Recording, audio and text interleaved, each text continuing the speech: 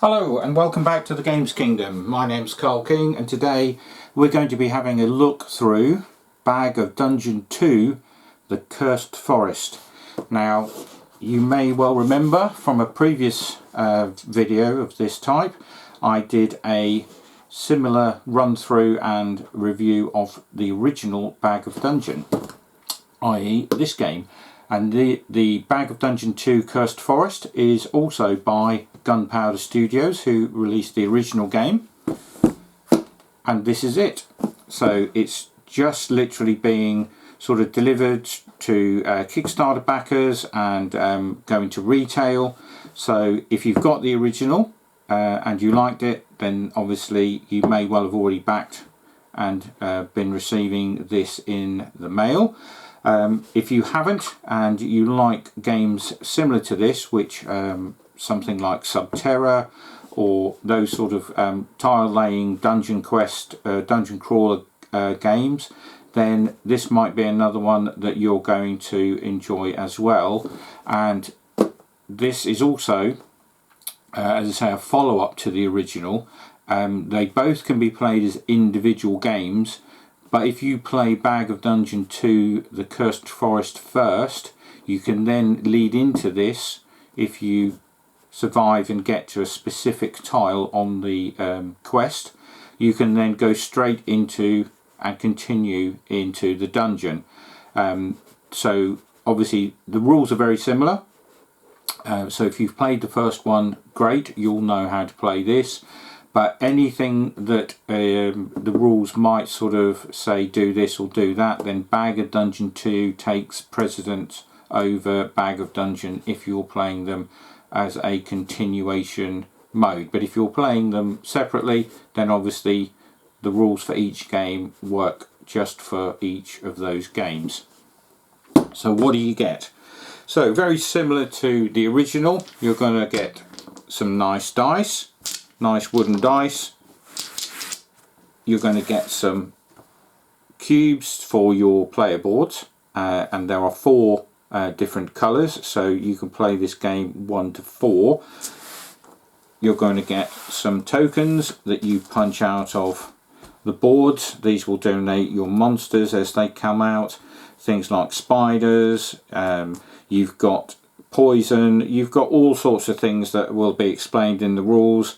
I don't want to do too many spoilers so that people will know exactly what's going on. You've got some, again, coloured meeples which also go along with your coloured cubes, and then you've got the end game boss meeple monster which you will put out onto the tiles as that comes out. You get 8 different potential characters that you can play. So I've set this one up with the wizard, but you get a rogue, a fairy, a hunter, a changeling, a half ogre, a guardian and a herbalist. So as I say, this is a 1 to 4 player game, so you can play solo. When you're playing solo, you can, if you wish to take the hard route, you can just play with a single character as I've set up here, or you can play 2, 3 or up to 4 of these characters in that one game. So you can have up to 4 people playing, and then they'll obviously take a single character each. You can have 2 players playing 2 each, or a combination, 3 players, you know, 1 taking 2, 2 taking 1. It's entirely up to you. So you get those. You get a nice little sort of story book that you can read through. Again, won't give you too many spoilers because it will ruin the story. You get a set of rules which are again similar to the first game, very well laid out, very comprehensive but not overly complicated, so you could easily teach this to young potential gamers. If they've watched things or played Dungeons and Dragons or stuff like that, maybe Subterra, you could easily teach them this in 10-15 minutes tops. And as I say, if they've played the original game, they're going to know exactly how this game plays through. So what do you do? So very similar to the first game, you get your pile of tiles, you split them into 2 piles. You put the exit tile in one pile, you shuffle that up, you put the other pile on the top, and that becomes your draw pile that you work through as a player stroke players in the game. So your player board works in the fact that you have so many lives at the start, you have so many health, and you have action points. Your action points will be used each turn, and you will use all or as many as you wish to use before passing to the next player if you're playing multiplayer, or if you're playing with more than one character as a solo player. You get the start tile, you put your meeple or meeples on there, that's where everybody will start from. But obviously as you make the board, because the board is made up of tiles and can go off in random directions depending on where the players want to place them, as long as they're placed legally, the board will evolve over the course of the game and should never have the same game board twice. This last cube is going to be used when you encounter monsters, and you will put it on the track around the edge here from 20 down to 0. You will start off, depending on what the monster tile tells you is the starting health of the monster, you will place that on your board, and then as you do damage to the monster you will whittle those numbers down until it's 0. You will defeat the monster and then you will potentially get a reward. So how do the action points work? So as we've got no other tiles other than the starting tile, the first thing you really need to do is draw a tile. That costs 1 action point. You can then move on to the tile, that costs another one. You will draw another tile, so you will continue along the path, that will take another point, and then you can do another one if you wish, and then you can move, so that's down to there, and then you can move onto the tile.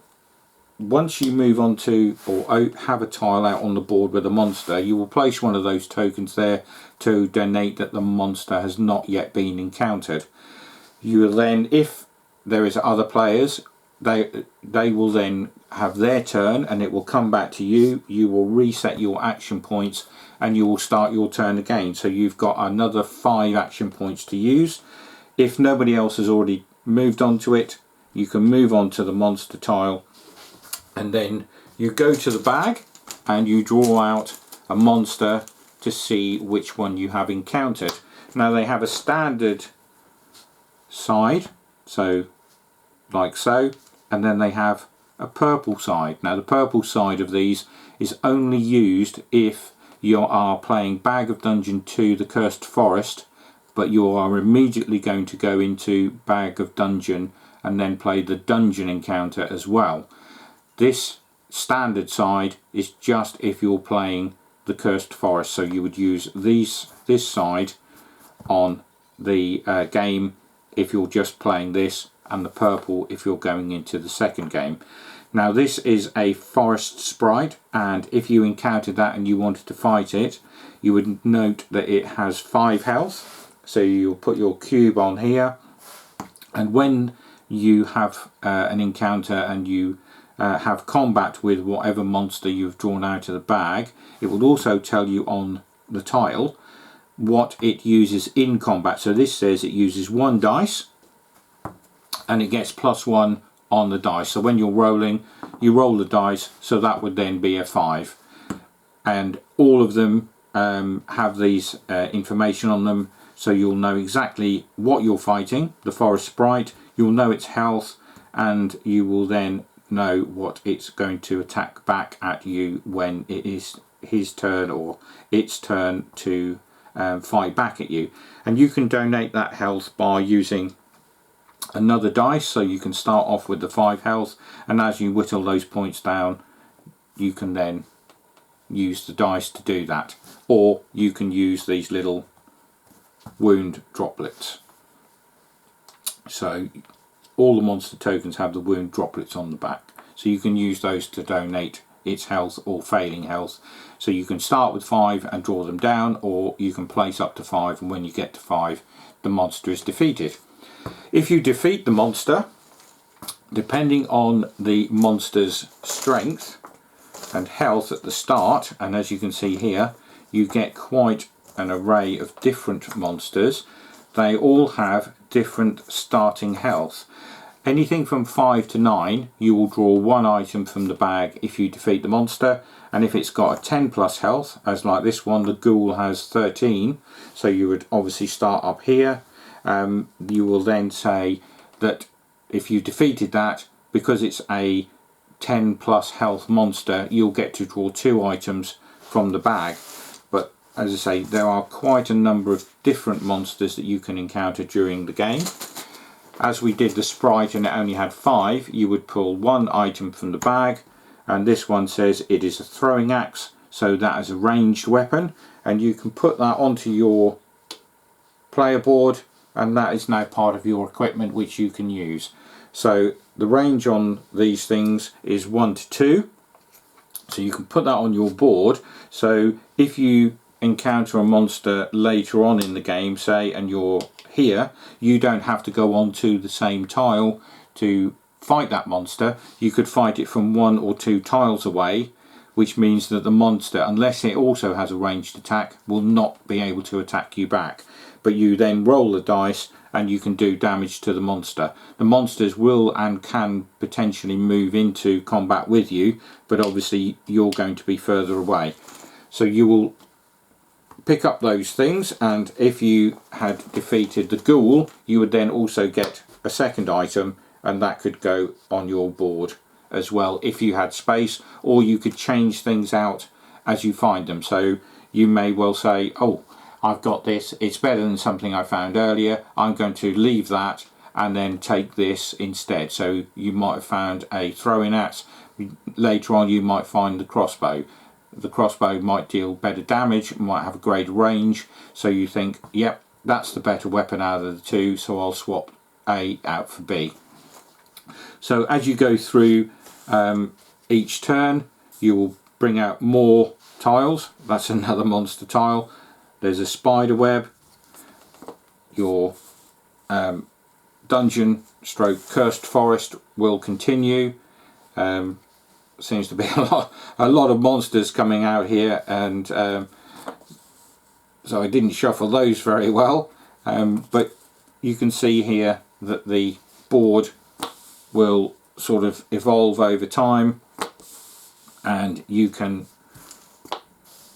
sort of move around the board, and as long as you keep a side open, so you couldn't place this tile here because that's blocked off. If you've got tiles that you can't play, then you literally put that tile back at the bottom of the stack, and then you will then use an action point to draw another tile. If you've run out of action points that turn, then you just have to wait for your next set of action points to kick in, because it's just classed as you being lost. There may be times where you can't place it down legally anywhere from where you are, so it just sort of stops your turn, if you like. But it's very simple. Pick and place tiles using your action points. You fight using your action points. Everything is determined by your action points, really, and then you'll come round and you'll do all of your actions. Your fellow players, if there are any, or other characters will do their actions.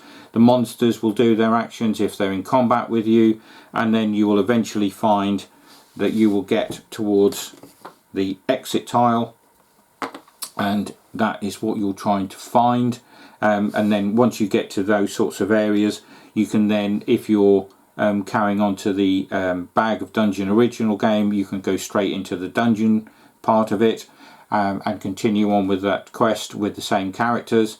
Or if you've got to the end of that game and you're playing it solo, you will potentially have to fight the main boss, and then once you defeat the main boss, you'll win the game. What do I think to it? It's as I say, it's a very easy game to pick up, very easy game to teach. Non-gamers, I think, will like this. It's a game that you can play certainly with children. You can take to events, or bring out at parties, and you can play this as a fill-in game at the beginning or an end of a games night. If you've got sort of half an hour, 45 minutes to spare, it's not going to take long, especially if you've got 3 or 4 people playing, because you'll be pulling lots of these tiles out each turn using potentially the action points, especially as you go further into it and you're getting closer to the exit point, because it could be anywhere in that bottom half of the stack. So you know, it could be just literally halfway down. I think there's about 40 tiles in all, so you're going to get through these fairly quickly. The components, very well made, nice card stock. You've got your generic meeples, you know, you've got dice, cubes, tokens. Everything is nicely produced, and for the cost of the game, wherever you may be, either in sterling, euros or dollars, I think this is a nice little game and is well worth the money in getting one, if not both of them.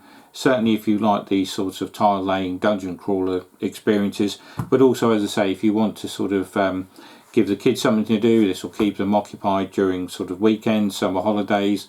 You can take it literally on caravan holidays. You know, the boxes are very small, easily fit into a suitcase. You could take these on holiday. As I say, the fact that you can play it solo or with up to 4 people is excellent. So yeah, for me, this is another winner from Gunpowder Studios, and gets the Games Kingdom Royal Seal of Approval. And until we get to another one of these, it's bye for now.